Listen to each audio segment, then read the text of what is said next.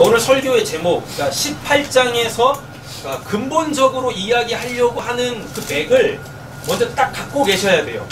그래야지 18장에 나와 있는 내용들을 단순히 우리가 가지고 있는 윤리와 도덕 그 안에서만 보지 않는 그 도덕과 윤리의 그 틀 안에 이 성경이 매이지 않을 수 있다라는 이야기입니다.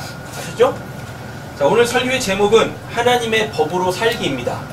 우리 옆에 계신 분에게 이렇게 인사하고 축복하겠습니다. 하나님의 법으로 삽시다. 하나님의 법으로 삽시다. 지지난주부터 이제 그 17장 들어오면서 성결법전, 레위기는 17장부터 27장까지 그 하나님의 백성들이 구원을 받아가지고 어디서? 이 땅에서.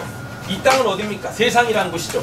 이 세상에서 어떻게 구체적으로 삶을 살 것인가에 대한 그 조항들을 이야기한다라고 말씀을 드렸습니다. 아셨죠? 그러니까 신앙을 하고 있는 사람들이 신앙을 할 때 삶이라는 걸 어떻게 살아야 되는가, 누굴 기준으로, 하나님의 거룩하심을 기준으로 어떻게 살 것인가에 대한 이야기들이 레위기 17장부터 시작된다라고 했었어요. 그리고 오늘 이제 18장 보잖아요, 저희가. 레위기 18장부터 20장까지는 또 뭐라고 하냐면 이것도 시민법이에요. 시민법. 하나님의 백성으로서 이 땅에 살면서 하나님의 그 나라를 어떻게 거룩하게 유지할 것인가 인 거예요. 17장부터 20장까지. 그래서 그거를 시민법 뭐 이렇게 이야기를 합니다. 그러니까 이스라엘한테는 율법이 있는데 그 율법에 3가지 법이 있어요. 그러니까 제사 드리는 어떤 그 제사법, 그 다음에 성결, 그 다음에 뭐 시민법, 뭐 이런 것들이 있다고요. 네. 근데 오늘 이제 18장부터 20장에서 18장, 오늘 이제 그 시민법의 첫 번째 그 부제입니다. 오늘 설교의 부 제목인데 참 생명을 낳는 자가 되라 입니다. 네. 시민법 첫 번째는 뭐라고요? 참 생명을 낳는 자가 되라 입니다. 자, 하나님께서 이집트, 즉 세상을 대표하던 그 이집트에서 누구를 건져내시고 이스라엘 백성들을 건져내시죠. 근데 이스라엘 백성을 건져낸다라기보다는 아브라함에게 약속하신 그 언약을 성취하시기 위함인 거예요. 그러니까 하나님의 관심은 이스라엘에 있지 않고 누구한테 있어요? 아브라함한테 있어요. 그래서 우리는 한민족인데 복음을 듣고 우리가 하나님을 믿게 되어지면 우리의 족보가 바뀌어요. 예. 제가 달성소시 33대인가요? 28대. 아, 28대였어요? 꽤 높네요. 네. 지금까지 33대인 줄 알고 있었는데. 예. 이노야, 너는, 아니, 쟤는 2000이구나. 달성이지. 너 달성이니? 너 몇 대니? 몇 대죠? 제가 아니기 이상해요. 이거 가족이 좀 화목을 하셔야 될 것 같아요. 네. 제가 달성서시 그 28대 손인데 예수를 믿는 그 순간 이게 족보가 바뀐다니까요. 예. 네. 성경에서 이런 표현을 한다니까요. 우리 보고 아브라함을 믿음의 조상이라 그러잖아요. 그래가지고 비록 우리의 인생의 시작은 각 시족에서 시작이 됐지만, 각 성씨에서 시작이 됐지만 예수 믿는 그 순간 우리가 아씨로 다 바뀌어요. 네. 다 아씨로 바뀐다. 옆에 계신 분에게 이렇게 축복하겠습니다. 아씨여서 좋겠습니다. 아시어서 좋겠습니다. 그죠? 그래서 천국에는 다 아씨들만 있는 거예요. 네? 그렇죠? 그래가지고 아씨 대접을 다 받는 겁니다. 됐죠? 네. 다 아브라함의 그 후손. 근데 그 육신적 아브라함을 이야기하는 게 아니라 아브라함이 하나님의 말씀을 믿었잖아요. 그리고 하나님의 말씀하신 대로 그게 다 됐잖아요. 그래서 아브라함을 믿음의 조상이라고 하잖아요. 하나님께서 세상에서 이스라엘을 꺼냈다라는 이야기는 아브라함에게 하나님께서 약속하신 그 성경에 말하는 유일한 그 언약 하나가 있어요. 우리가 구원받는 그 이유도 하나님께서 아브라함에게 행하신 그 약속을 이루시기 위하여서 우리를 구원하신 거예요. 그게 창세기 17장에 나옵니다. 창세기 17장에 뭐가 나오냐면 할례 언약이 나와요. 모든 남자는 난지 8일 만에 그 포피를 베어라 라고 해가지고 나는 하나님의 백성입니다라는 것을 몸에 외적으로 새기는 거예요. 그래서 어딜 가도 얘는 뭐예요? 하나님의 백성이다라는 것. 예. 그렇게 하나님께서 약속하신 게 있어요. 그 내용이 뭐냐면, 그러니까 육신적으로는 그렇게 할례를 행함으로 하나님하고 언약 관계를 체결을 하는데, 우리도 계약서에 보면 맨 마지막에 도장 꽝 찍잖아요. 그 도장 꽝 찍는 게 그게 할례였다고요. 그럼 내용이 있을 거 아닙니까? 그 내용이 뭐냐면 그게 나는 그들의 하나님이 되고 그들은 나의 백성이 되리라. 이게 성경 66권에서 이야기하는 그 딱 하나의 그 예언이에요. 언약이에요. 이거를 성취하기 위하여서 하나님께서 그렇게 구약과 또 마태복음에서부터 시작되어지는 예수와 그리고 사도행전부터 시작되는 성령의 그 전 구원의 이 역사 속에서 그렇게 하나님께서 일하셨던 거예요. 예. 그 하나의 언약을 이루시기 위하여. 옆에 계신 또 축복하겠습니다. 당신 하나님의 백성입니다. 당신 하나님의 백성입니다. 하나님이 당신의 하나님 되십니다. 하나님이 당신의 하나님 되십니다. 그래서 내가 그 약속을, 그 하나님의 그 언약을 또 누군가한테 어떻게 또 체결해 주면, 그죠? 체결해 주면 이게 곧 뭐라고 얘기하는 거냐면 진리의 말씀으로 내가 너희를 낳았다. 여자가 해산함으로 뭐한다? 구원을 받는다. 라고 얘기하는 거예요. 네. 그래서 그 하나님하고 언약이 체결되어져 있지 않은 그들에게 나아가셔가지고 여러분들께서 하나님의 그 백성이 되고 하나님이 여러분들의 하나님 그 되심을 여러분들의 그 거룩한 삶을 통하여서 어떻게 증거, 증명 하셔야 되는 겁니다. 그리고 항상 증서를 가지고 다니시면서 자 우리 하나님하고 언약 한번 체결하실까요? 그래가지고 도장 꽝꽝 찍고 다니시는 거예요. 그렇네. 예. 보험 설계사네요. 네. 어떤 보험 설계사? 천국보험 설계사요? 영생보험 설계사죠. 그죠? 우리는 이 땅에서 뭘 들지만 생명보험을 들지만 우리가 들고 다니는 보험 증서는 뭔 증서? 영생보험 증서 들고 다니면서 그렇게 하나님께서 구원하시려고 하는 자들을 여러분들 손으로 다 어떻게 다 건져 내셔야 되는 거예요. 그래서 예수님께서 첫 제자들을 부르실 때 그것도 어디서? 갈릴리 호숫가에서 첫 제자들 부르실 때 그들에게 하셨던 말씀이 있습니다. 뭐? 사람 낚는 어부 되게 하리라 라 그래요. 네. 여러분 사람 낚는 어부 된다라 하죠. 어부는 어디를 배경으로 삽니까? 바다를 배경으로 살죠. 근데 성경에서 바다는 뭘 얘기해요? 하나님의 심판이요 저주를 뜻한다고요. 그래서 노아 때 하나님께서 세상을 심판하시려고 갑자기 이제 묻을 뭘로 덮어버리십니까? 물로 다 덮어버리신다니까요. 그래서 온 세상이 다 뭐가 돼버렸어요? 물바다. 네, 물바다가 돼버렸다니까요. 물바다. 네. 물바다가 됐어요. 그랬다가 다시 그들을 거기서 어떻게 건져 내신다니까요. 네. 그래서 예수님께서 이런 구약적 그 개념을 가지고 하나님의 심판과 구원이라는 개념을 가지고 첫 제자들 부르실 때 사람 낚는 어부 되게 하라고 하셨단 말입니다. 그러니까 우리는 그 세상이라는 어디? 저주에 요한복음에 또 이런 말씀도 있어요. 지금 내가 세상에 왔는데 나를 영접하지 아니하면 세상은 이미 심판을 받았다라 그래요. 그러니까 예수님이 성육신 하셔가지고 그 유년기 시절을 어떻게 보내신지 모르잖아요. 12살 때 그 유월절 지키려고 성전에 올라가가지고 제사장들하고 율법교사들하고 말씀 나눈 거 그 사건 말고는 예수님의 그 이제 18년 동안의 소위 말하는 청년의 시기를 어떻게 보냈는지는 몰라요. 성경이 그걸 기록을 안 해놨다고요. 그랬다가 30살쯤에 뭐 공생애를 시작하죠. 맞죠? 네. 그 다음에 이제 뭐 해요? 세례 받으시잖아요. 세례 받고 딱 올라오실 때 이는 내 사랑하는 아들이요 내 기뻐하는 자라라고 하면서 성령이 비둘기같이 그에게 딱 임하면서 이제 뭐가 구체적으로 시작되는 거예요? 공생애가 이제 구체적으로 시작된단 말이에요. 그래 놓고 제자들을 딱 부르신단 말입니다. 예. 제자 불러가지고 하셨던 그 말, 사람 낚는 어부 되게 할 거야 라고 했을 때 그들은 어디서 살고 있습니까? 여전히 세상에서 살고 있죠. 그 세상에서 뭐? 여러분 물고기는 그건 못 봤습니다. 노아 홍수 때 보세요. 새, 다음에 무태, 짐승 구원받죠. 근데 물고기까지 그 노아 방주에다가 어항 만들어가지고 물고기들을 각기 종류대로 다 집어넣어서 걔네들 살려라 이렇게 얘기 안 하신다고요. 맞죠? 그래가지고 그때 이건 정설 아닙니다. 네, 상상의 날개를 펼치는 거니까 잘 이해하고 들으셔야 돼요.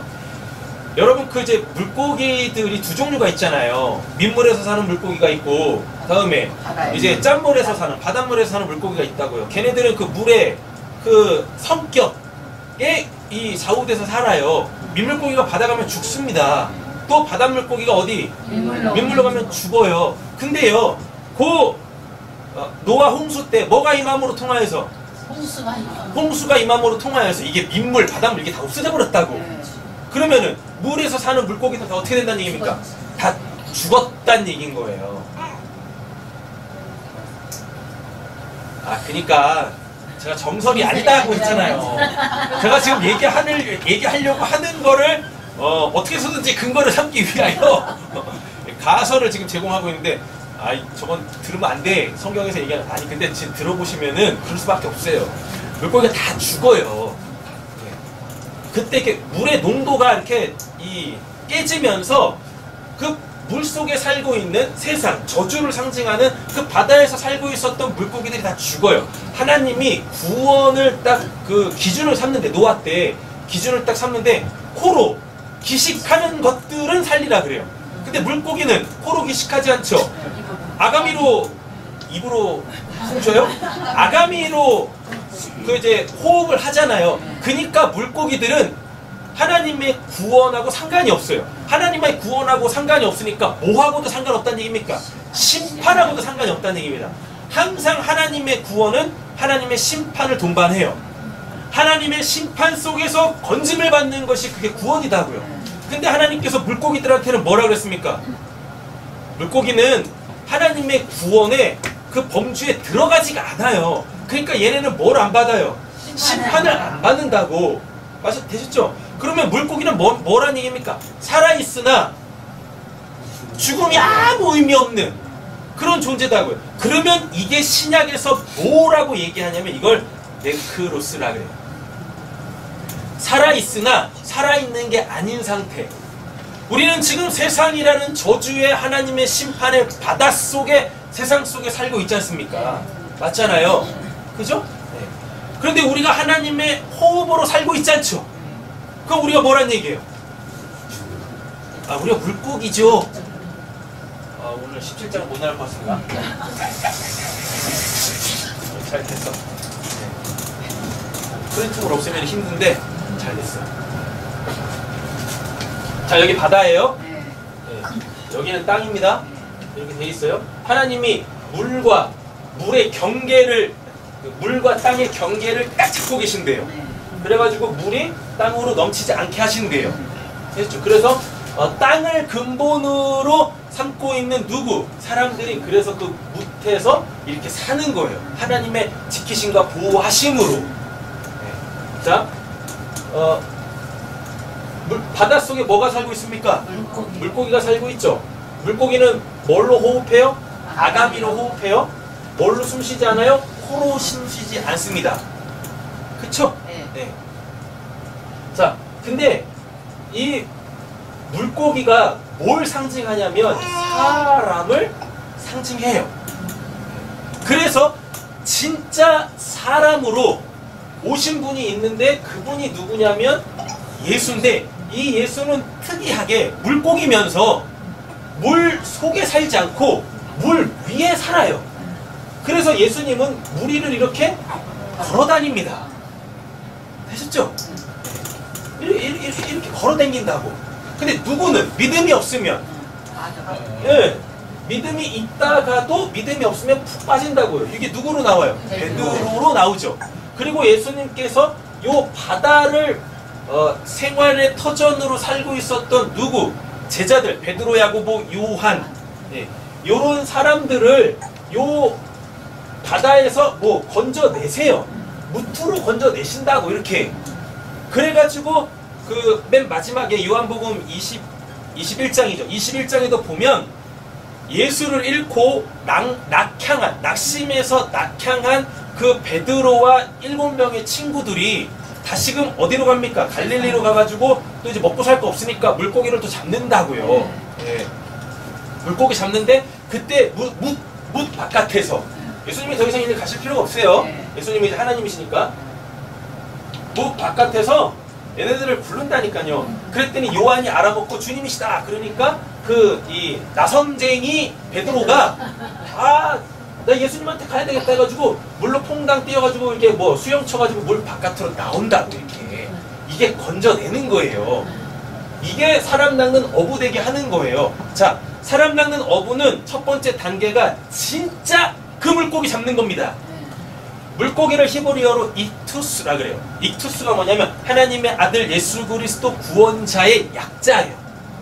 이게 하나님의 아들 예수 그리스도 구원자 이렇게 하나, 둘, 셋, 넷, 5개 요 앞자들만 딱 모으면 그게 익투스가 돼요. 네. 그래서 물고기다고. 근데 요 고백을 누가 했어요? 베드로가 마태복음 16장 16절에서 주는 그리스도시요 살아계신 하나님의 아들이십니다. 그거의 앞자만 하나님, 아들, 예수, 그리스도 하나님의 아들의 예수의 예, 그리스도의 그 구원자의 구자만 그 헬라어 알파벳을 딱 떼가지고 하나로 딱 붙이면 이게 이제 익투스 물고기가 된다니까요. 그러니까 그 예수님께서 처음에 그 갈릴리 호수에서 제자들 딱 불러내시면서 사람 낚는 어부되라라고 했을 때 거기서 사람은 단수예요. 복수가 아니다고. 그러니까 제자들이 갈릴리 호수에서 건진받자마자 이렇게 복음을 전하는 게 아니라 너희들이 진짜 저 저주의 바다에서 나의 복음으로 사람들을 건져내려면 그 물고기들을 건져내려면 먼저 너가 진짜 물고기 잡아야 돼. 진짜 물고기 그거부터 낚아 올려야 돼. 누구 낚아 올리라는 얘기입니까? 예수 낚아 올리라는 얘기예요. 그래서 그 물고기 먹고 사는 사람들이었잖아요. 예. 그래서 그 물고기 잡아서 즉 예수 잡아서 먼저 너가 살아. 그리고 그 예수로 통하여서 새롭게 산 그 생명을 이제는 또 누구한테? 물속 세상 속에서 세속적 세상 속에서 살고 있는 자들 그들 다 건져내라. 사람 낚는 어부가 이 두 가지 의미가 있다고요.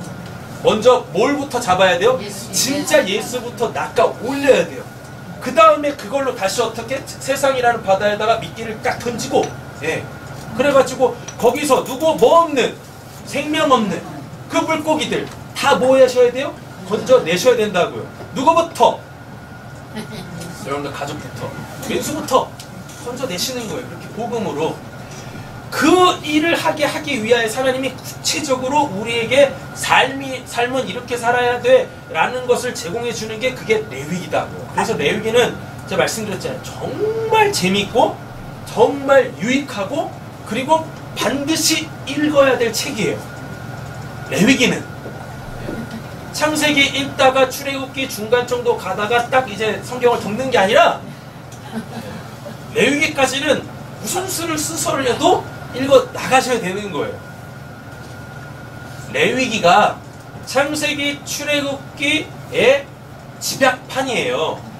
거기서 하나님께서 창세기 출애굽기에 얘기했던 그 모든 그 하나님의 구원 역사를 우리에게 뭘로? 법으로 주신 게, 우리의 삶의 기준으로 주신 게 그게 레위기인데 사람들이 레위기를 딱 첫 장을 읽다가 이제 다 뭐 해요? 저거 우리 신혼이는 레위기 하는데 저렇게 말똥말똥하잖아요. 저래야 되는데 그냥 레위기 말씀만 들어가면 이제 어딘지 모르게 굉장히 이제 성경이 어렵게 느껴지고 창세기는 재밌게 넘어갔어요. 아니 생각 한번 해보세요. 창세기를 딱 펼치면 아직도 이만큼 읽어야 되잖아요. 근데 창세기 잘 읽었다고. 근데 레위기 딱 오면 창세기 때보다 얇아진 거잖아. 근데 더 두꺼워진 것 같아. 그래서 레위기부터 성경을 안 읽어. 참 미안해요 사람들이. 레위기 진짜 재밌어요. 계속 읽어보세요. 우리의 삶에 조금 기준을 제시하고 있단 말입니다. 이제 그 사람 낚는 어부는 이해되셨죠? 됐죠? 자, 물고기들은 뭐 하나님의 구원의 대상이 아니었어요. 언제? 노아 홍수 때. 노아 홍수 때 그 하나님의 구원의 대상이 아니었다고요. 이 말이 뭔 말이냐면 예수님은 구원 받으셔야 될 분이십니까? 아니죠. 예. 그래서 물고기는 뭐예요? 구원의 대상이 아닌 거예요. 물고기는 뭡니까? 이 세상 속에 이 무태에서 하나님 섬기지 않는 자들, 그들은 무태에 있다 손 치지만 하나님 입장에서 보면 그들이 어디 있는 거예요? 물속에 있는 자들인 거예요. 네, 물속에 있는 자들. 그 물속에 있는 죽은 사람들, 죽은 그 사람들을 하나님께서 물 바깥에서, 이 무태에서 사는 진짜 그 물고기 예수로 이렇게 딱 건져 올리시려고 하는 거예요. 자, 그 창세기 7장부터 시작해서 9장까지 이르는 노아 홍수를 잘 보면은 그 구원이 어디로 국한되어지죠? 방주로 국한되어지죠. 그 방주에 들어가는 건 뭐예요? 코로 기식하는 짐승하고 유일한 그 이제 인류 사람인 노아와 7 식구였다고요. 그리고 뭐까지? 새까지. 이거는 뭘로 드려요? 제사 드릴 때 쓴다고요. 새하고 그 다음에 짐승들은 제사 드릴 때 쓴다고요. 그리고 코로 호흡한다는 거잖아요. 이 말은 이제 창세기 2장 7절 때문에 그래요. 하나님께서 세상을 창조하실 때 그 이제 짐승하고 사람은 뭘 어떻게 해? 이 코에다가 하나님께서 생기를 훅 불어 넣어가지고 그들을 생명이 되게 했다고요. 물고기는 그렇게 만들지 않습니다. 새도 마찬가지지만 물에 뭐가 있으면, 물고기가 있으면 여기에는, 하늘에는 뭐가 있어요? 그래서 같은 날 만들어져요. 넷째 날 같이 만들어진다고. 얘네는 하나님에 대하여서 대척점에 있는 얘들이에요. 요 새는요, 하나님의 뭘 상징하냐면 천사 또는 날개 달린 거, 날개 달린 천사를 상징하면서 성전을 상징해요. 왜? 하나님이 어디 계시니까? 하늘에 계시니까. 우리한테 보이는 하나님이 진짜 계시는 하늘은 우리가 볼 수 없잖아요. 근데 그 하나님이 진짜 계시는 그 하늘나라라는 곳이 있다라는 걸 우리한테 알려주셔야 되니까 우리한테 뭘 주신 거예요? 우리가 눈으로 보고 있는 요 하늘이라는 걸 주신 거죠. 천국에도 보면은 진짜 하나님의 사람들이 있죠. 그들이 앙겔로스라고 합니다. 그리고 또 성도라고 얘기하고, 이미 우리보다 먼저 구원받고 천국 간 사람들, 그 사람들 천국 있잖아요. 그럼 그들을 또 이 땅에서 어떠한 형태로든지 간에 우리에게 보여줘야 돼. 그게 뭐냐면 그게 새인 거예요.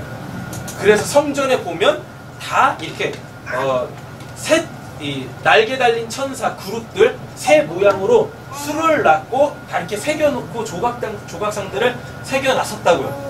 요 새 대척점에 있는 게 뭐예요? 물고기다고. 물고기. 이 물고기. 그러면 이 물고기는 왜요? 예. 아무도 안 하시니까. 신혼이하고 저하고만 통하는 코드가 있어가지고. 새의 대척점에 있는 게 뭐라고요? 물고기다라 그랬었어요. 그래서 노아 홍수 때 물고기는 구원의 대상이 아닙니다. 그러니까 물이 이렇게 하나가 돼가지고 뭐 해도 그 물의 그 염도의 농도가 달라져도 얘네들은 죽지 않아요. 하나님의 심판의 대상, 하나님의 구원의 대상이 아니다는 얘기는 뭐의 대상도 아니다는 얘기예요? 심판의 대상도 아닌 거예요. 근데 지금 그 상태가 가장 애매모호한 상태야. 그 상태가. 이건 구원도 아니고 심판도 아니고 가장 애매모호해. 그게 뭘 이야기하냐면 요 땅에서 코로 기식하면서 하나님을 믿지 않는 사람들의 상태를 얘기한다고요. 구원의 전혀 관심 없는 사람들의 상태를 얘기한다고요. 그들이. 그리고 잘 보십시오. 그리고 결국은 땅을 뭘로 다 덮어버려요. 하나님 물로 다 덮어버리죠. 그럼 땅에 있었던 사람들이 다 어디 갇혀요? 물에 갇히는 거지. 물에 다 수장되는 거지. 그럼 얘네가 물고기가 뭐가 달라? 이게 그러니까 히브리어 원문을 보면 굉장히 재밌습니다. 뭐냐면 하나님이 그 이제 넷째 날 그 이제 바다에 물고기 만드실 때 물고기라고 하지 않고 고기라고 해요. 고기. 네. 근데 사람도 뭐라 그래요? 고기라고 해요. 네. 그럼 그렇게 얘기한다니까요. 어느 순간부터 물고기가 등장해요. 그러니까 하나님의 앞으로의 인간을 향한 어떤 그 구원 계획에 대해서 이야기할 때는 물고기라는 단어를 쓰지 않고 그냥 뭐 물에 사는 고기. 우리 이거 줄여서 물고기라고 하는데 이게 히브리어로 다르다니까요. 네. 근데 이제 이게 뭘로? 그냥 우리가 눈에 보이는 어떤 피조물로서 딱 등장을 할 때는 그때부터는 뭐가 사용되냐면 우리가 사용하는 그 이제 물고기 이렇게 사용이 된다니까요. 노아 홍수 때 심판이 딱 임하면서 땅을 물로 다 덮으면서 땅에 살고 있었던 이 사람들의 상태가 뭐하고 똑같아져 버립니까? 네. 물고기 하고 물속에 살고 있는 그 고기하고 상태가 똑같아져요. 근데 인간은 뭐하고? 다 죽죠. 맞죠? 아까 바다가 뭐라 그랬었습니까? 세상이라 그랬었어요. 네. 그리고 예수님이 세상에 오신 그 순간 하나님의 심판이 딱 이루어졌어요. 뭘로? 믿느냐 안 믿느냐로. 우리는 세상에 살고 있지만 예수 믿죠. 그러니까 교회라는 구원의 방주, 예수라는 구원의 방주 속에서 물 위를, 즉 하늘에 앉힌 자들로서 코로 기식하면서 하나님 코로 기식한다라는 얘기는 내 안에 계신 성령의 그 호흡으로 산다는 얘기입니다. 말씀과 기도라는 그 호흡으로 우리는 그래서 이제 물 위를 둥둥 떠다니는 믿음의 사람들이 됐죠. 그런데 하나님을 믿지 않는 사람들은 어떤 상태하고 똑같아요?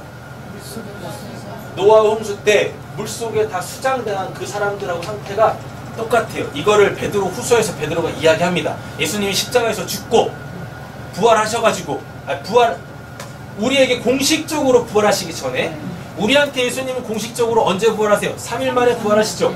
그러니까 죽고 3일 동안의 그 기간 동안에 예수님이 어디 가셨다라고 하냐면 옥에 가셨대요. 그래서 옥에 갇힌 자들한테 뭔지는 모르지만 그걸 하여튼 선포하셨어. 뭔지 모르지만이 뭐냐면은 그래서 니들이 구원받지 못한 거야. 그 말씀, 그 최종 심판을 그들에게 행하셨다고.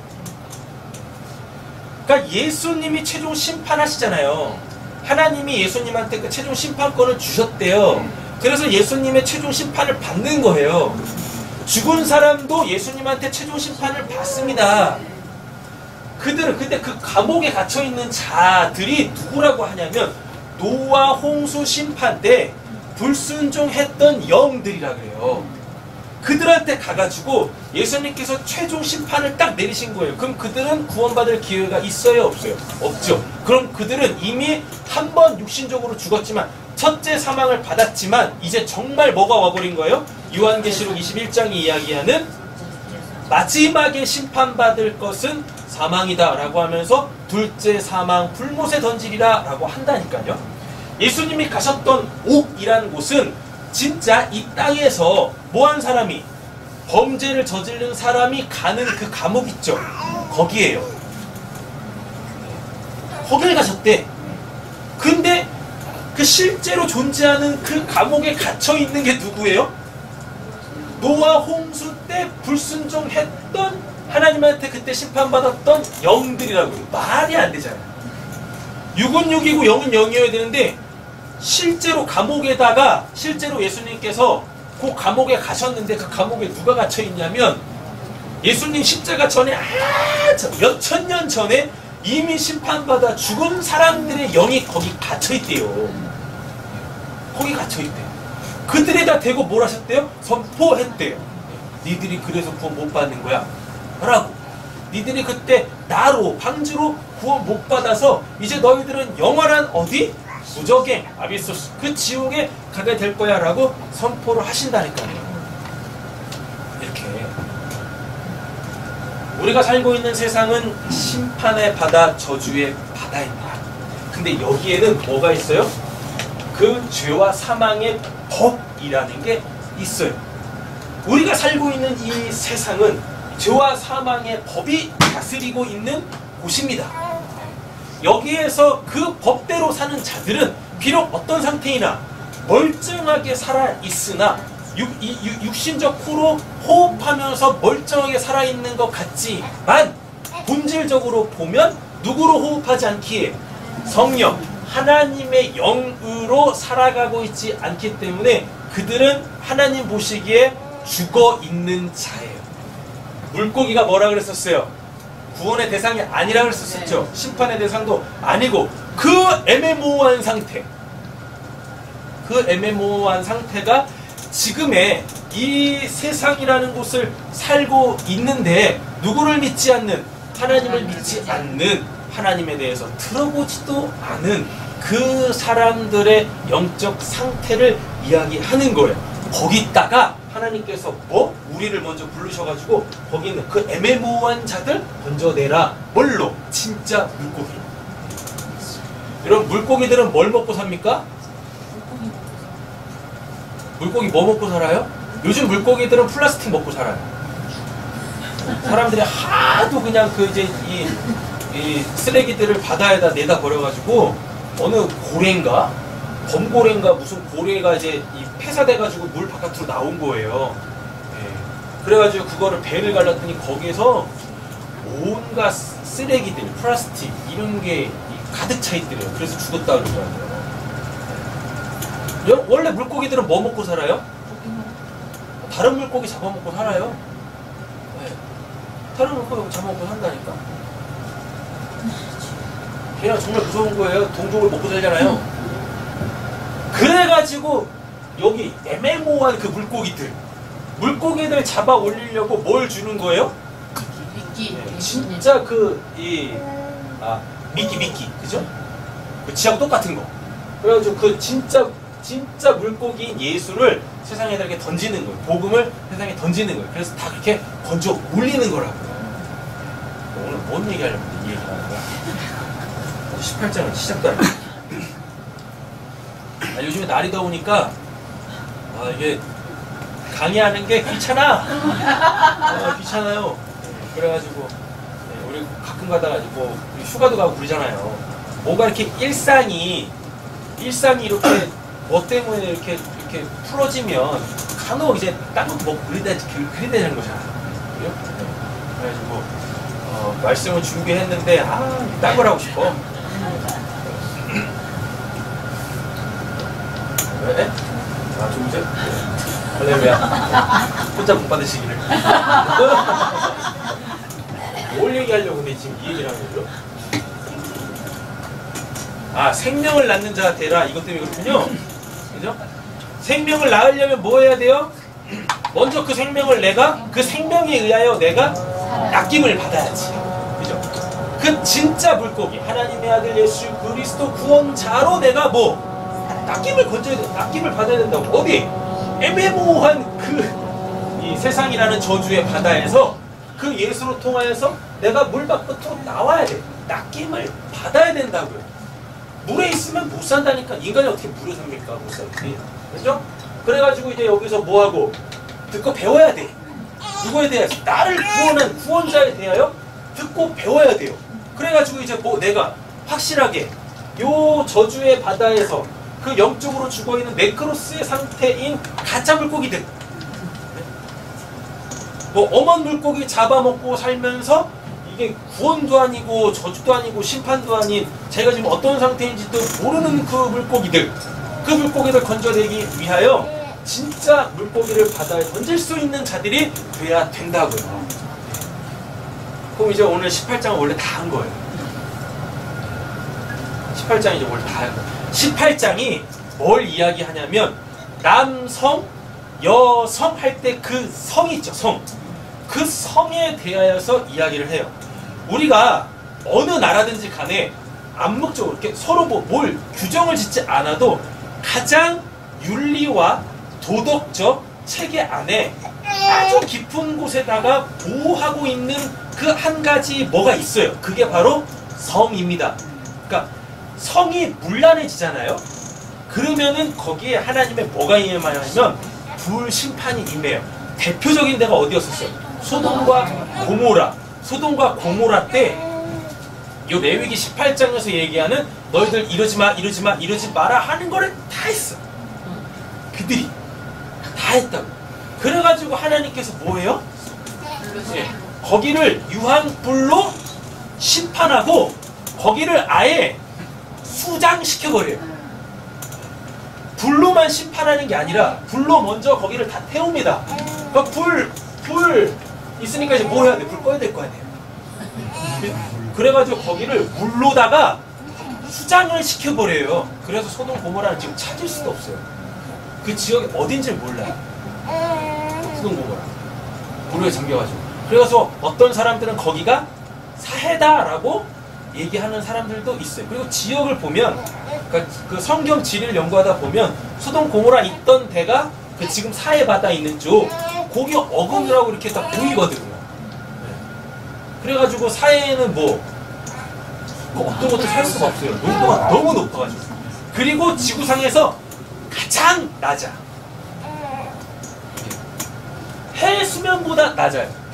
사해가 이렇게 푹 꺼져 있어요. 이렇게 사해가 한달까요?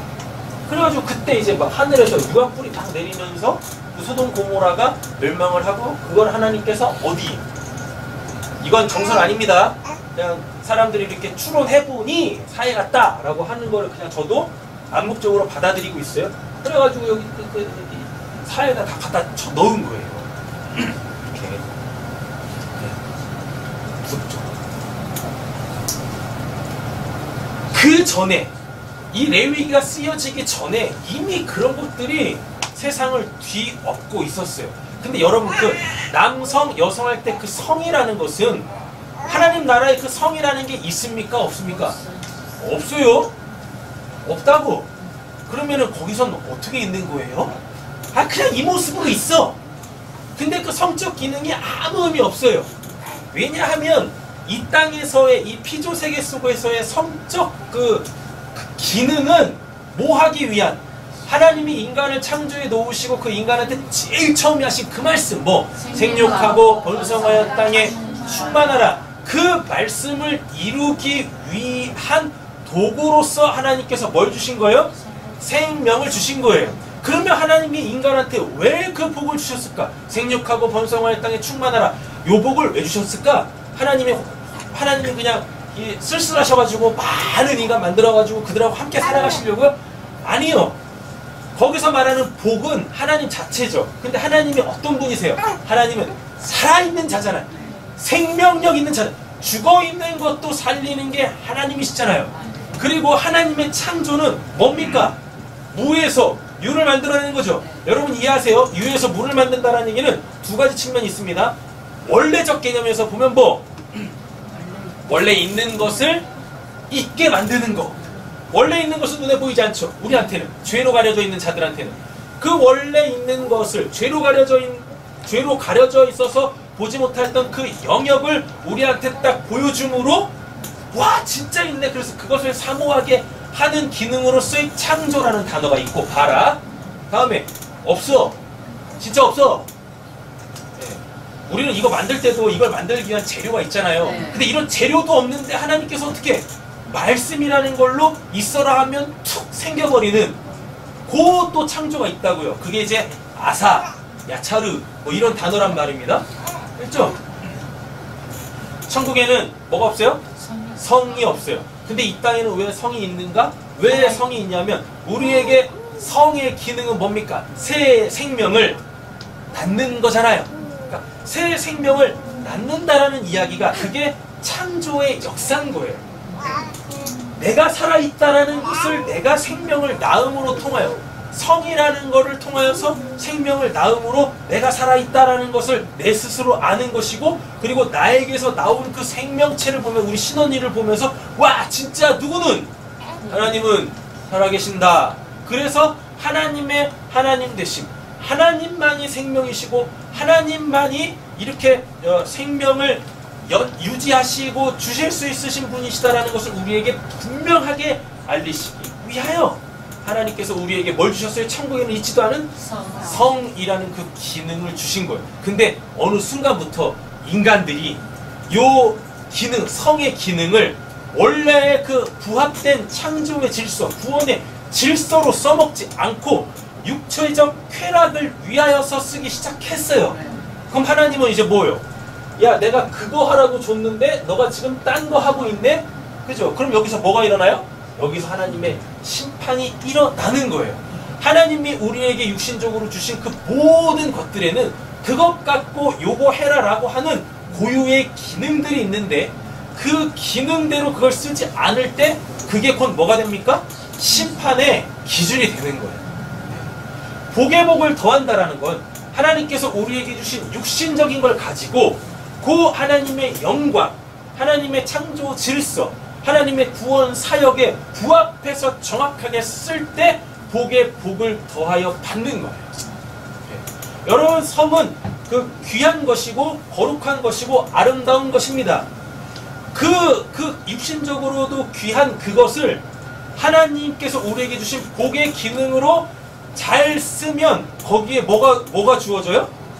더 큰 복이 주어져요? 신원이가 주어지는 거예요. 예배 이렇게 드릴 때마다 참 이제 저희 예배 시간 때 시간을 딱 예배 시작하기 전에 또 예배 끝나기 전에 시간을 하나 배분을 해야 될 것 같아. 배정을 해야 돼. 우리 신원이와의 만남 시간. 그냥 애기여서 저기 한 게 아니잖아요. 맞잖아요. 우리 신원이는 특별하잖아요. 10년의 결과야. 10년의 결과. 기도의 결과야. 구원의 결과고. 얼마나 그 기능으로서 하나님이 주신 올바른 성의 기능으로 올바르게 사용할 때 복의 복을 더하시는 거예요. 네, 복의 복을 더하시는 거예요. 근데 그것을 어떻게 복으로 쓰지 않고 타락한 하나님의 심판받을 수 없는 그 타락한 용도로 쓸 때 그때 하나님께서 심판을 주시는 것, 심판을 내리시는 겁니다. 그리고 그것도 정해놨어요. 정해놨다. 그 범위를, 성의 범위라는 것도 이렇게 정해 놓으셨다고. 근데 지금 우리 시대는 이 성의 범위도 굉장히 많이 깨졌죠. 맞죠? 그러니까 우리 생각해야 됩니다. 게다가 또 뒷장으로 넘어가 보면 또 뭐도 있어요? 동성애도 있고 수간도 있어요. 이런 것들은 다 뭐였냐면 실제적으로 이거 죄입니다. 왜? 성경에서 그렇게 얘기하고 있으니까 죄예요. 자, 근데 바르게 이해를 좀 하셔야 돼요. 오늘 레위기 18장에 나오는 그 동성애나 수간은 이게 그냥 남자가 똑같은 남자를 좋아하고 여자가 똑같은 여자를 좋아하고 이런 게 아니라 다 이방 종교의 종교적 행위들이었어요. 신들 있죠, 신. 저 언제도 한번 말씀드렸습니다. 고대 종교는 신을 다 어떤 형태로 만들어서 섬겼어요? 짐승의 형태로 만들어서 섬겼어요. 그래서 애굽에서 구원받은 이스라엘 백성들도, 이스라엘 사람들도 광야에서 모세가 시내산 올라가서 뭐 받을 때? 십계명 받을 때 밑에서 뭐 했어요? 송아지를 금으로 치장해서 이게 우리를 인도하는 하나님이다라고 그렇게 하나님을 우상 숭배했다니까요. 근데 그걸 성경에서 뭐라고 하냐? 그걸 음행했다라 그래요. 그걸 음행했다. 그래서 그 수간이라는 것이 또는 동성애라는 것이 우상 숭배 있잖아요. 이제 신도 아닌 것들을 신으로 섬기면서 그것을 형상화해 놓고 그 신을 얼르고 달래고 그들을 기쁘게 해서 결국 내가 원하는 것을 얻어내기 위한 수단과 방법으로서의 그 행위들이었다고요. 레위기는 그 이스라엘 백성들이 애굽에서 구원받은 사람들이 어디 들어가서 가나안 땅 들어가가지고 그 가나안 땅에 있는 그 가나안의 풍속, 오늘 본문에 보시면 1절부터 5절까지 나와요. 가나안 땅의 이방 풍속이라는 것은 그들이 어떤 신을 섬기며 그 신에게 어떻게 종교 행위를 하는가? 누구예요? 그거 닮아가지 말라고. 그거는 음행이니까. 그걸로는 여러분 그 성경에서 음행을 우상숭배라고 하고 실제적으로 이거 뭐 우리 종교 그러니까 신앙을 떠나서도 음행은 나쁜 거지 않습니까? 근데 그 음행이 뭐냐면 생명을 거부하는 거예요. 유출병 할 때 한 번 했었잖아요. 네. 하나님이 주신 그 복, 생육하고 번성하여 충만하라, 그 참된 복, 그 귀한 복을 거부하는 거예요. 그래가지고 뭐 하는 거예요? 그 육신적 쾌락만 즐기는 거예요. 그렇게. 그러니까 음행이라는 것은 결국 생명 자체를 거부하는 거야. 그래서 하나님이 뭘? 우상숭배를 음행이라 그래요. 그 우상한테 뭐가 없으니까? 생명이 없으니까, 구원이 없으니까. 근데 그게 좋다고 그 앞에서 행하는 그 모든 행위를 다 음행했다, 간음했다 라고 얘기를 하는 겁니다. 됐죠? 네. 오늘 레위기 18장이 다 그거 얘기하는 거예요. 누구하고 하지 마라, 누구하고 하지 마라 이렇게. 근데 이걸 이제 시간이 많이 가서 프린트 해가지고 다음 주에 이 레위기 18장을 다시 할 거예요. 본문 이렇게 쭉 살피면서. 그리고 대신에 작성은 다 돼 있으니까 다음 카페 가지고 한 번씩은 다 읽어보세요. 요게 한글로 된 성경에서는 죽었다 깨어나도 이게 뭘 얘기하려고 하는지가 나오질 않아요. 아까 그랬죠? 그 이제 율법은 출애굽기, 레위기, 다음에 신명기, 그 이스라엘 백성들이 어디 들어가서 가나안 땅 들어가서 젖과 꿀이 흐르는 땅, 말씀이 있는 그곳에서 살아갈 때 내 백성은 이렇게 살아야 돼. 이 저주받은 세상에서 그 산 것도 아니고 죽은 것도 아닌 그 애매모호한 자들이 지들 한번 살아보겠다고 향하는 그 행위하고는 다르게 그래야 구별이 될 거 아닙니까? 이미 있다고. 가나안 칠족속은 이미 있다고요. 그 음행스러운 그 종교적 행위가 있다고요. 근데 그거하고 하나님을 섬기는 거하고 똑같아지면 그 사람들이 그럴 거 아닙니까? 야, 니네가 믿는 하나님이나 우리가 믿는 하나님이나 똑같이 우리가 이렇게 하는데 뭐가 다른 건데? 이렇게 된다니까요. 그러니까 하나님이 그 가나안 칠족속이나 아니면 이집트 사람들이 그들의 신을 섬기던 그 행위하고는 다른 어떠한 외적 형태가 있어야 그쪽에 있는 사람들이 이집트나 가나안 사람들이 이렇게 딱 보면서 쟤네는 신을 저렇게 섬기네? 뭔가 보여야 될 거 아니에요. 똑같은데 거기서 무슨 구별이 일어나요? 맞잖아요. 그래서 하나님께서 애국과 가나안의 풍속하고는 전혀 다른 하나님만의 그 법이라는 걸 딱 제정해 놓으시고 너네는 이렇게 나를 섬겨야 돼, 나를 이렇게 믿어야 돼 라고 하는 거예요. 형태가 다르기 때문에 뭐예요? 생각을 할 수 있는 거죠. 쟤네는 저렇게 하네? 이렇게. 네. 되셨죠? 그래가지고 우리는 지금 개념이 잘 안 서요. 왜냐하면 이미 우리는 윤리와 도덕이라는 체계를 갖고 있으니까.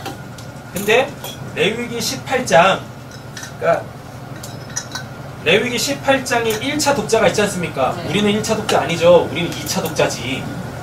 이걸 하나님께서 우리에게 직접 주신 건 아니잖아요. 출애굽한 1세대들한테 1차로 주신 거지 않습니까? 맞죠? 걔네들한테는 우리하고 다른 체계가 있었어요. 이집트나 가나안 땅에 살고 있었던 사람들은 오늘 레위기 18장에서 이야기하는 6절부터 18절까지가 이게 근친상간에 관한 이야기들인데 이게 우리한테는 진짜 때려잡아 죽이는 일들이지 않습니까? 그죠? 근데 그때 당시에 이집트나 가나안 땅에서는요, 근친상간이 죄가 아니었어.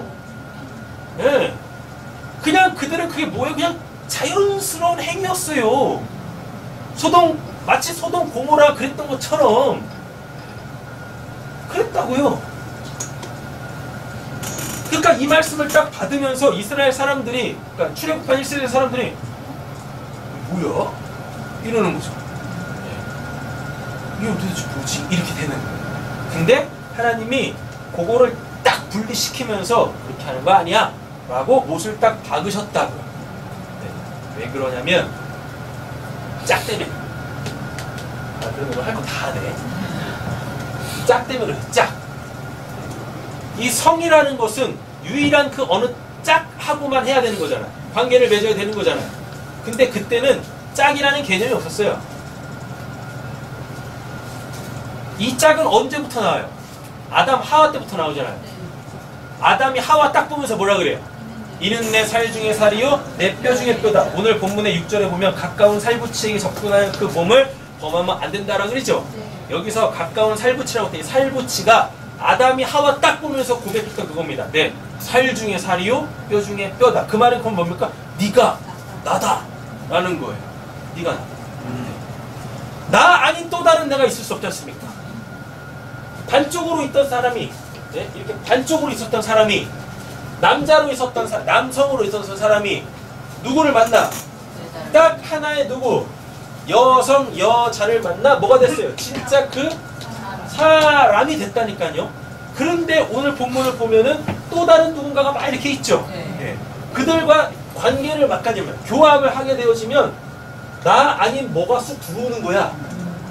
네. 그럼 내가 깨져요. 이미 나는 뭔데? 그 짝으로 사람이 됐는데 뭐 이상한 것을 갖다 붙임으로 말미암아 뭐가 되는 거예요? 이건 사람도 아니고, 그러니까 소위 말하는 그 짝을 잃게 되는 거예요. 그 짝을 잃게 되는 거예요. 그럼 이때 이게 이제 음행이 되는 거고, 요게 이제 영적으로 가보면 하나님과의 우리의 관계에서 음행이 되는 거예요. 우리한테 짝은 누구밖에 없습니까? 예수밖에 없어요. 자, 전제 조건을 까겠습니다. 요건 요대로 딱 지키는 거예요. 아셨죠? 대신에 요건 요대로 딱 지키면서 요게 갖고 있는 원래 그 의미, 진짜 나에게 짝은 누군가, 하나님이 나에게 주신 그 고유한 성이 딱 그 짝을 만나서 여기서 뭐가 나와야 돼? 신원이, 즉 새 생명이 나와야 되잖아요. 그거를 할 수 있는 건 딱 한 짝 하나밖에 없다고. 짝이라는 말이 숫자로는 2인데요. 2가 1 플러스 1 해서 1로 나오는 거예요. 여기서 말하는 숫자, 이 짝은 쌍수예요. 마치 눈에 설명드리잖아요. 바지는 지금 한 벌이잖아요. 하나잖아. 근데 지금 뭐예요? 다리통이 하나, 두 개 있죠. 근데 우리는 하나, 둘 이렇게 숫자를 읽죠. 근데 이스라엘 사람들은 하나, 하나, 하나.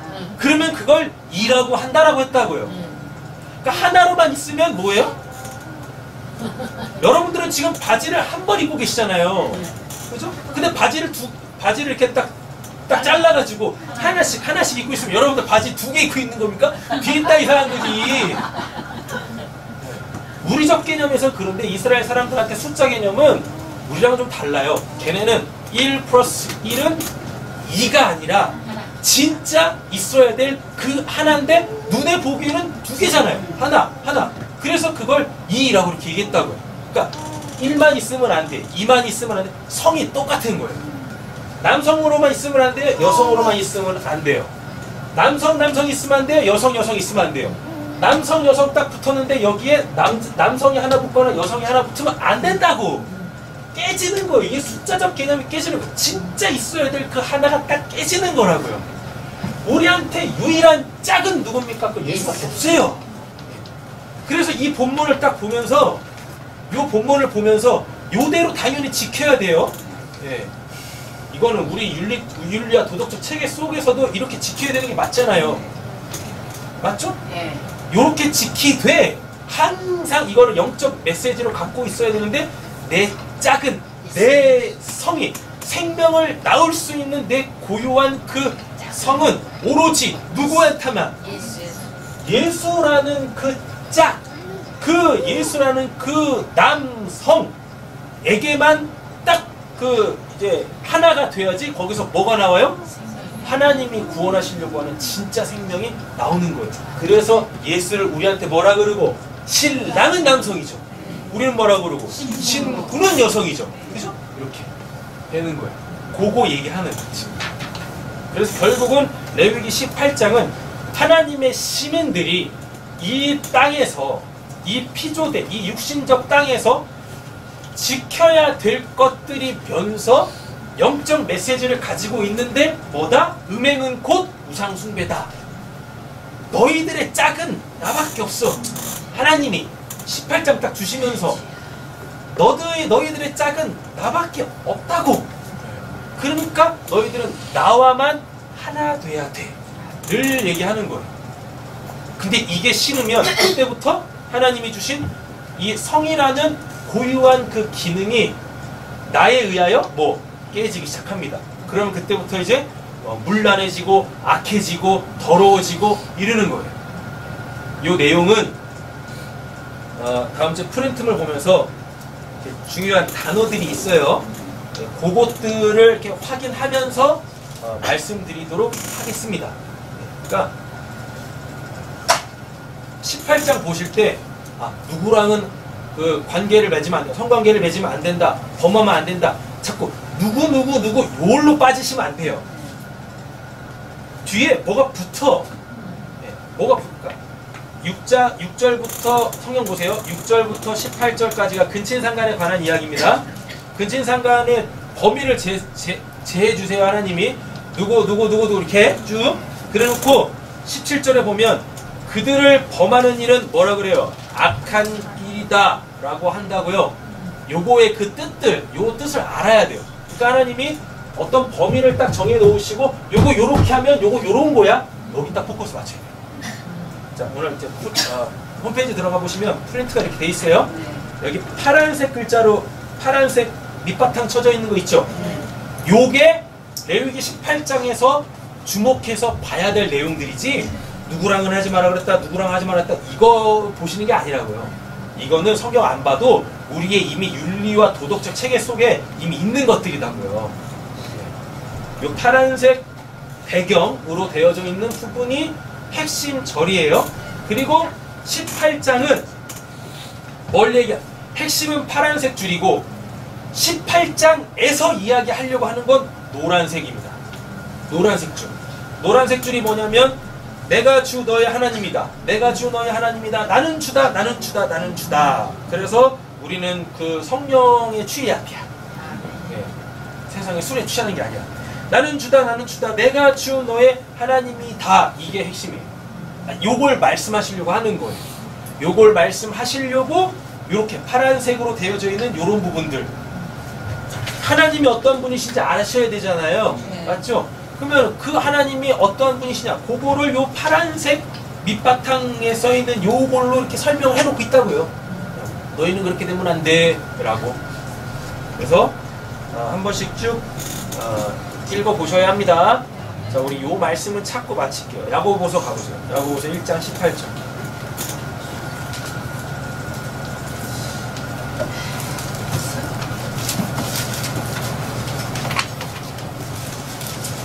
레위기 18장에서 성에 대해서 이야기하는 건 성의 기능은 뭘 갖고 있습니까? 생육하고 번성에 충만하라. 네.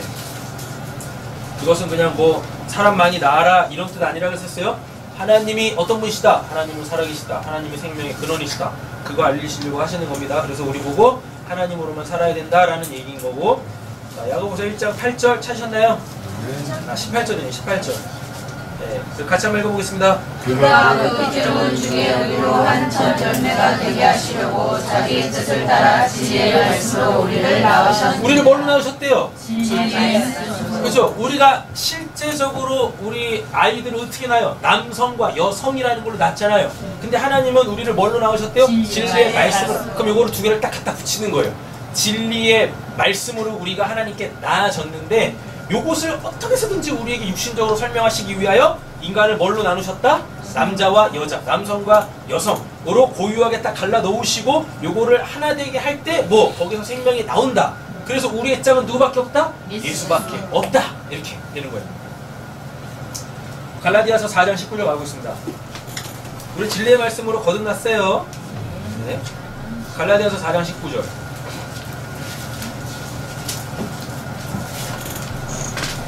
찾으셨나요? 네. 읽어보겠습니다. 나의 자녀들아 너희 속에 그리스도의 형상을 이루기까지 다시 너희를 위하여 해산하는 수고를 하려니. 여기서도 해산 이게 나오잖아요. 네. 계속 나눈다라고 얘기하잖아요. 베드로전서 1장 23절. 베드로전서 1장 23절입니다. 찾으셨어요? 아멘. 읽겠습니다. 너희가 거듭난 것은 썩어질 수용의 것이 아니요 썩지 아니할 수용의 것이니 하나님의 형상이며 하나님의 말씀으로 되었느냐. 여기 거듭났다라는 건 다시 났다라는 얘기입니다. 내가 다시 났어요. 근데 뭘로 나지 않았대요? 썩어질 씨. 여기서 썩어질 씨는 뭡니까? 육신적으로 남성과 여성 그걸로 나지 아니하고 뭘로? 썩지 아니할 씨 살아있는 정확하게 살아있고 항상 있는 하나님의 말씀 으로 났다고 이렇게 한 말씀만 더 찾아보겠습니다. 요한복음 1장 13절. 요한복음 1장 13절. 찾으셨나요? 읽겠습니다. 이는 혈통으로나 육정으로나 사람의 뜻으로 나지 아니하고 오직 하나님께로부터 난 자들이니라. 아멘. 그죠? 혈통으로나 육정으로 나지 아니하죠. 이 말이 뭐예요? 남성 피조물로서의 남성 여성으로 나지 아니하고 누구로부터 났대요? 오직 하나님께로부터 났다라고 얘기를 하고 있다는 얘기죠. 그래서 뭐가? 음행이 우상 숭배인 거예요. 하나님이 우리를 낳았는데 요 육신적 그 쾌락을 위하여서 고유한 그 하나님이 생명이시다라는 것을 외적으로 증거하는 그거를 남용하는 거잖아요. 그래서 뭐가 돼요? 음행은 곧 우상숭배다. 곧 우상숭배라는 얘기는 뭐예요? 하나님 안 믿는 거지. 그죠? 하나님 나라 백성이 하나님의 나라의 법으로 안 산다는 얘기입니다. 그럼 뭐예요? 하나님이 추방해야지. 심판하셔야지. 이렇게 되는 거예요. 그리고 20장에 가보면, 레위기 20장에 가보면 이렇게 음행한 자들에 대한 하나님의 그 이제 실제적으로 벌을 내리는 게 있는데 돌로 쳐 죽입니다. 돌 맞아 죽여. 거기서 돌이 그냥 짱돌 아니에요. 뭐냐면 예수예요. 예수로 맞아 죽어요. 음행하면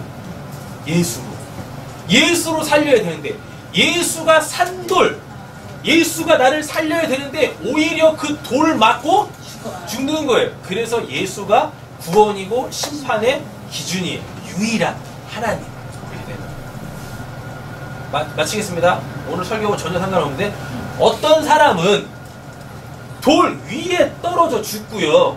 어떤 사람은 돌이 머리에 떨어져 머리가 깨져 죽는 사람이 있어요. 돌 위에 떨어져 죽는 사람은 영생합니다. 근데 돌이 머리에 떨어져서 머리가 터져 죽는 사람은 심판받습니다. 예수님이 그거 얘기하세요. 그 돌이 누구예요? 예수예요. 예수 안에 떨어져서 죽으면 뭐가 돼요? 예수로 살려요. 되셨죠? 근데 예수로 머리통이 딱 깨지면 뭐예요? 그건 심판이. 그래서 우리가 그 반석 위에 예수라는 반석 위에 신앙의 믿음의 뿌리 깊게 내려가지고 우리가 하나님의 복을 받으시기를 간절히 소원합니다. 지금 이 불란해진 성이라는 이 세상 속에서 그 원래 하나님께서 주신 그 고유한 기능, 하나님은 생명이시다, 하나님은 살아계신다, 우리는 그분으로 사는 거지, 요거를 배로 받으셔가지고 우리 교회가 곧 새 생명으로 가득 채워지는 은혜가 있으시길 간절히 소원합니다.